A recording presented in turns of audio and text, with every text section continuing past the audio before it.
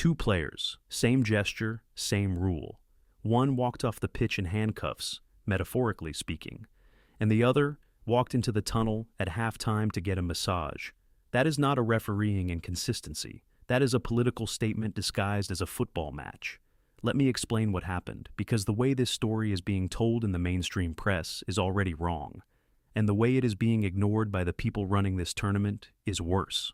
On June 19th, Paraguay's Miguel Almirón became the first player in World Cup history to be sent off under FIFA's new anti-discrimination rule, the one that mandates a straight red card if a player covers their mouth during a confrontational exchange with an opponent. The referee went to VAR. VAR confirmed. Red card. Almirón walked. Paraguay played the rest of the first half, and the entire second half a man down, held on, won 1-0 against Turkey. And Almirón is now suspended for their next match against Australia, with second place in Group D on the line. The rule worked exactly as designed. A player covered his mouth in a confrontation. He was removed from the game. The law is the law. Now, let me tell you what happened 5 days later, on June 24th in Boston. England midfielder Jude Bellingham, Real Madrid, England captain, the most recognizable footballer at this tournament, was caught on broadcast cameras covering his mouth while speaking to Ghana's Jordan Ayew during what multiple outlets described as a heated exchange. The same gesture, the same tournament, the same rule.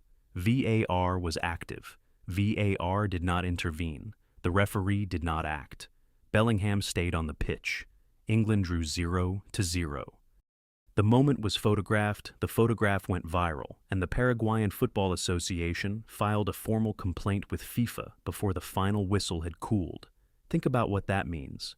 The first player in World Cup history to be sent off under this rule was a South American midfielder playing for a country that nobody in this tournament's host nation is closely watching. The player who performed the identical gesture 5 days later plays for England, the country that invented this sport, and the VAR system that sent Almirón off decided, in real time, that Bellingham's mouth coverage did not constitute a confrontation. Same image, different flag on the shirt, different outcome. That is not a small detail. I want to be honest about something. I have been tracking the political architecture of this World Cup since before the opening match, and even I was not fully prepared for how quickly the rot became visible. I expected empty hotels. I expected the visa scandals, the dynamic pricing, the geopolitical fog of hosting a 48-team tournament in a country that was simultaneously at war with one of the participating nations 4 weeks before kickoff. I expected institutional dysfunction because that is what FIFA delivers at industrial scale. What I did not expect was for the dysfunction to become this photogenic, this fast. One photograph, one comparison, one formal complaint. And suddenly every question I have been asking about this tournament is sitting in plain sight. The rule itself is worth understanding before we go any further, because the details matter enormously here. In February 2026, Benfica's Gianluca Prestiani received a 6-match ban from UEFA after covering his mouth while directing what was determined to be homophobic language at Real Madrid's Vinicius Jr. during a Champions League match. The incident prompted FIFA President Gianni Infantino, who we will come back to at length because you cannot understand this story without him, to push for a structural rule change at the International Football Association Board. IFAB met in Vancouver in April, unanimously approved an amendment, and the language they published read, "At the discretion of the competition organizer, any player covering their mouth in a confrontational situation with an opponent may be sanctioned with a red card. The rule is optional. FIFA chose to make it mandatory at the 2026 World Cup. The Vinicius Law, as it became known, entered the tournament with the explicit backing of the organization running it. Here is where the language becomes critical. May be sanctioned. FIFA's chief referee, Pierluigi Collina, gave a public clarification before the tournament began. Players may cover their mouths to speak to friends, he explained. Normal conversations are fine. The red card applies when the mouth covering occurs in a confrontational situation. The referee's job is to read the context, so the entire architecture of this rule comes down to a single question. Was the moment confrontational? for Almirón and Turkish fullback Mert Muldur during first-half injury time. VAR reviewed the footage and concluded, yes, confrontational, red card, goodbye. For Bellingham and AU, sources told ESPN that the England midfielder was not being confrontational. Multiple match officials, active VAR, cameras from multiple angles, a tournament that had just established a precedent 5 days earlier, and the conclusion was, not confrontational, play on, have a nice evening. Let that sit for a moment. Paraguay's player covering his mouth in a heated exchange at the end of a half, confrontational. England's player covering his mouth in what was described by multiple reports as a heated exchange, not confrontational. The question is not whether FIFA has the technical right to make that distinction. They do. The question is what institutional gravity bends one reading of identical footage in one direction and the other in the opposite direction. Let me tell you where that gravity comes from. Because this is not a football story. It stopped being a football story the moment Gianni Infantino stood in a room at the Kennedy Center in Washington, D.C. on December 5th of last year and handed Donald Trump a FIFA Peace Prize, a prize FIFA invented specifically for this occasion, a prize with no prior recipients, no established criteria, no historical precedent, awarded to a sitting president whose foreign policy decisions were already reshaping the conditions under which this very tournament would operate. FIFA gave Trump a trophy. In the Oval Office, there is now a replica of the World Cup. That is not a metaphor. That is a physical object sitting in the most powerful office on the planet, and the man sitting behind the desk has made clear, repeatedly and publicly, that this tournament exists in part as a showcase for his administration. Think about the institutional logic that creates. FIFA needs a successful World Cup. The World Cup is being held in a country controlled by a president who has deployed immigration enforcement near host cities, banned the flags of participating nations' diasporas inside stadiums, threatened allied co-hosts Canada and Mexico with economic warfare, and whose administration denied entry to a Somali referee, Omar Abdulkader Artan, who had cleared all FIFA vetting and held a valid visa. Infantino's response to Artan's case was to call it unfortunate and state that FIFA is a sports organization that cannot tell governments what to do. The organization that just invented a peace prize for a president could not find the words to defend a referee. That is the environment in which Jude Bellingham covered his mouth in Boston. I have spent time reading through the reporting on this incident from every angle available, and I keep returning to one fact that gets lost in the technical debate about the rule. This is not just about Bellingham. Bellingham may genuinely have not been confrontational. I cannot read lips. I was not in the stadium. But the Paraguay Football Association, after watching the footage, formally wrote to FIFA and argued that there was an inconsistency in how the rule was applied. That is a South American federation, representing a country that already had its player sent off under this rule at severe competitive cost, telling the governing body of global football that England's star player appeared to do the same thing and was not penalized. FIFA confirmed it will open an investigation and review footage from both matches. Let me be direct about what that investigation will and will not determine. It will determine probably whether Bellingham's specific gesture in that specific moment technically met the threshold for a red card under Kalina's framework. It will not determine why VAR, which intervened for Almirón within seconds, did not intervene for Bellingham at all. It will not determine what institutional pressures shape the real-time decisions of officials operating inside a tournament where the host country's president has publicly positioned himself as the star of the show. It will not ask whether the commercial weight of England's global brand, the political relationship between FIFA and the White House, and the gravitational pull of tournament survival create an environment where certain calls get made and certain calls do not. Those are not questions FIFA investigations are designed to answer. Paraguay is not alone in noticing the pattern. Ghana's Football Association raised concerns about refereeing inconsistencies in the same England match, including a challenge by Isri Konsa on Prince Adu in the second half that many observers considered worthy of a penalty. Ghana's coach Carlos Queiroz, the same Queiroz who managed Iran through the early stages of this tournament under extraordinary political pressure, gave a press conference after the match in which Bellingham was described as having reacted badly and insulted players during the halftime tunnel exchange. Bellingham himself has not commented directly on the mouth-covering incident. The image of Bellingham with his hand raised to his mouth is now one of the most shared sports photographs of this World Cup, more shared arguably than any winning goal England has scored because England hasn't scored one yet, and the reason it's viral has nothing to do with football. It's viral because it captures in a single frame every question that has been accumulating about this tournament since before it began. Who does this tournament protect? Whose complaints get heard?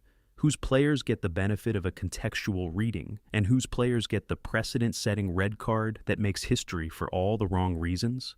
I want to zoom out for a moment because the Bellingham incident does not exist in a political vacuum. It exists inside a tournament that was already rewriting the meaning of the word neutrality before a single ball was kicked. Consider the timeline. Trump gave speeches with a replica World Cup trophy on his desk. Infantino attended Trump's inauguration. The draw was held at the Kennedy Center, 1 mile from the White House. FIFA created a brand new peace prize and gave it to a president who, weeks later, would authorize military operations against Iran, a nation whose team was already qualified for the World Cup he had just been honored for hosting. These are not background details. They are the scaffolding on which every refereeing decision in this tournament now stands. When VAR does not intervene for an England player, that decision is made by officials operating inside that scaffolding. Institutions do not require explicit instructions to reproduce their own power structures. They just need the right environment, and this tournament built that environment with extraordinary precision. That is not paranoia. That is pattern recognition. This World Cup has already produced a catalog of episodes that individually read as dysfunction and collectively read as something more structural. The Somali referee, Omar Abdulkadir Artan, was denied entry to the United States by the Trump administration, despite holding a valid visa and having cleared all FIFA vetting procedures. Infantino called this unfortunate and said nothing further. Hundreds of Iranian fans were banned from entering stadiums carrying the pre-revolutionary lion and sun flag, a symbol the current Iranian regime considers illegal, but which carries enormous emotional weight for the diaspora community in Los Angeles, the largest Persian diaspora in the world. A Los Angeles judge rejected a last-minute legal challenge to the ban. Security guards confiscated flags at stadium gates. Inside, supporters who had smuggled in pieces of fabric separately stitched them together during the match to reconstruct the banned flag in the stands.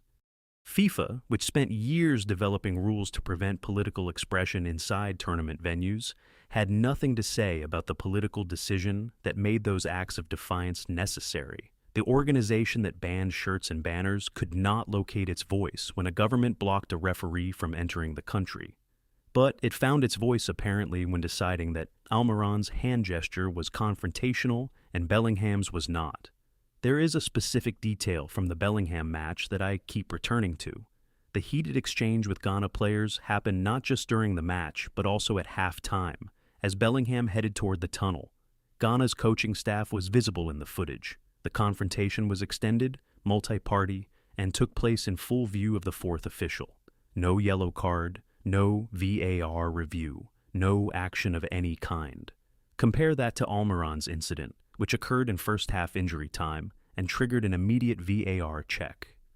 Both moments were broadcast live. One system activated, the other did not. The geography of this tournament matters too. England are playing their group stage matches in Boston and Miami. Paraguay played their historic Almirón match in a venue in the American South. The host country's political geography is not neutral territory. It has a media ecosystem that frames certain outcomes as desirable and others as disruptive. An England elimination in the group stage, in a World Cup where England's global fan base represents hundreds of millions of viewers and billions in broadcast revenue, is commercially catastrophic. I am not suggesting that VAR officials are explicitly protecting England's tournament survival. I am suggesting that the concept of confrontational is subjective enough that it can bend in the direction of institutional comfort without anyone needing to say so out loud. The subjectivity is the mechanism. The discretion is the tool. And the environment in which that discretion operates was constructed by the same person who gave a footballer's trophy to a head of state. I want to be precise about what I mean when I use the phrase institutional gravity. I do not mean conspiracy. I do not mean that someone in the VAR booth received a phone call from a government official. What I mean is that institutions accumulate preferences. They develop, over time, a sense of which outcomes feel normal and which feel disruptive. A World Cup where England advanced from the group stage feels normal. A World Cup where England's captain is sent off under a rule designed to prevent racist abuse in a match against Ghana, while a black Brazilian player watches from wherever he is, that feels disruptive in ways that are difficult to quantify but are felt throughout the system. The referee does not need to be corrupt to feel that gravity. The VAR official does not need to be receiving instructions. They only need to be human, operating inside a system that has been shaped at every level by the same set of relationships and priorities that put a World Cup trophy in the Oval Office. There is one more thread here that deserves to be pulled. Almirón is 32 years old. He plays his club football in Major League Soccer for Atlanta United. He is enormously respected in South America, but he does not play in the Champions League, does not play for Real Madrid, and does not appear in international advertising campaigns for luxury brands. He is exactly the kind of player who, in the economy of global football, is disposable, useful for the moment of historic precedent, required by the structure of the narrative, but not protected by the commercial weight that surrounds certain others. Bellingham, by contrast, is currently the most heavily marketed young footballer in Europe. His image is tied to brands whose contracts run through this tournament. His shirt is the best-selling England jersey since the Beckham era. I am not saying that commercial weight determined the VAR decision. I am saying it is worth asking, seriously and without irony, whether the system that protects certain players from red cards is the same system that assigns them commercial value in the first place. The rule is called the Vinicius Law. Let that sit for a moment. It was designed to protect the vulnerable from discriminatory abuse. It was first deployed not to protect a player, but to punish one.